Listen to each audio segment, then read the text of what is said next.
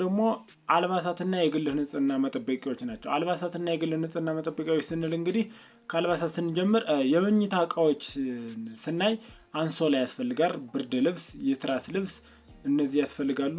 ልብስ ስንል ደግሞ ይሄ የተለያዩ ምቹ የሆኑ ለመልበስ የሚያመቹ ልብሶችን ቀለል ያሉና ምቹ የሆኑ ልብሶችን ብትይዙ ይመረጣል።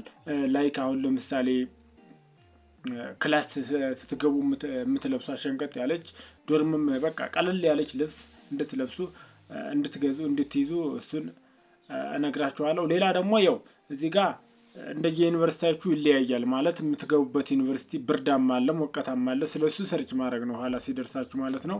ከዛም በኋላ ከደረሳችሁ በኋላ ዩኒቨርሲቲ የምትሄዱ ብዙ ሰዓት ስለሚኖራችሁ በዛን ጊዜ የምትገዙ ይሆናል ማለት ነው። ሌላኛው እዚህ አልባሳትና እንትን ጋር የግል ንጽህና መጠበቂያ ጋር ያው ሳሙና ነው። ሳሙና በደርዘንም ቢሆን ገዝታችሁ ብትሄዱ ይመረጣል። ሌላ የጥርስ ቡርሽ እና እስከ ሳሙናው የጥርስ ቡርሽ ሳሙናው። ሌላው ደግሞ ያው ስሊፐር ያስፈልጋል፣ ፎጣ እነሱን አድርጋችሁ ብትይዙ ይመረጣል ማለት ነው። ሶስተኛው አካዳሚካሊ ስታፍ የምንላቸው ናቸው።